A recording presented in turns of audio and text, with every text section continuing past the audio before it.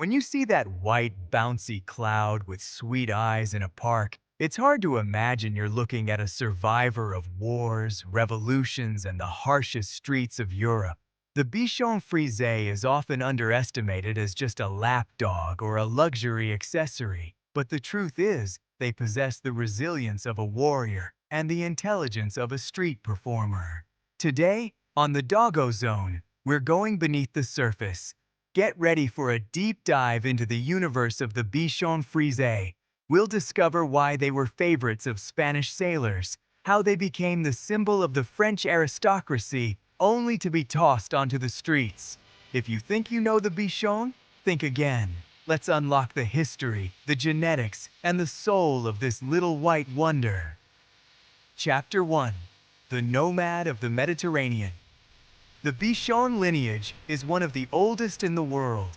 The term Bichon comes from Middle French bichon, small dog, which in turn derives from Old German for shepherd. They descend from the barbet, a water dog, which explains their affinity for water and their curly hair. Spanish sailors brought these dogs to the Canary Islands, specifically Tenerife. There, the breed developed in isolation, becoming hardy and extremely adaptable. In the 14th century, Italian sailors rediscovered these dogs and brought them back to continental Europe. Chapter 2. From kings to street performers. No breed has lived through a social roller coaster like the Bichon Frisé. King Henry III was so obsessed with his Bichons that he carried them in a basket hanging from his neck wherever he went. This level of pampering created the term bichonneur, which in French means to pamper or groom excessively. However, the breed's fate changed drastically with the French Revolution in 1789. The dogs were literally thrown into the streets.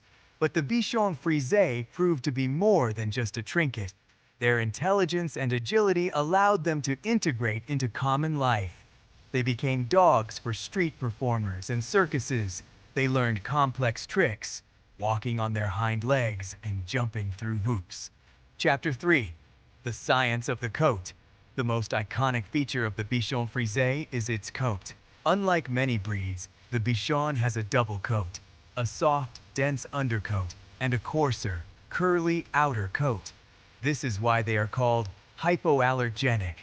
They don't spread dander or hair into the environment like a German shepherd. If you don't brush your Bichon daily, the trapped dead hairs will form mats that can pull on the skin, causing pain. Chapter 4. Personality. The Bichon Frisé's temperament is one of the most balanced. They are resilient, confident, and extremely social.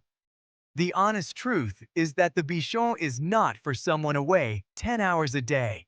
They developed a deep emotional dependency. Separation anxiety is common. A lonely Bichon can become a compulsive barker or start licking their own paws. If you work from home, they'll be your best office mate. If you travel a lot, they will suffer.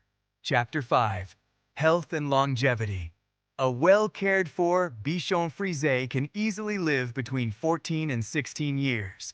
Keeping the dog hydrated and on a high-quality diet is fundamental to avoid genetic vulnerabilities like bladder stones. Chapter 6. Modern World. Today, the Bichon is the ideal dog for urban life. They adapt wonderfully to apartments, as long as they have their moments of madness, the famous Bichon Blitz. They start running around the house in circles. Conclusion. Is a Bichon worth it? The Bichon Frisé is a lesson in resilience disguised as cuteness. If you're looking for a companion that doesn't shed and loves to learn, the Bichon is unsurpassed. But be prepared to dedicate time to their coat and, above all, to their needy heart.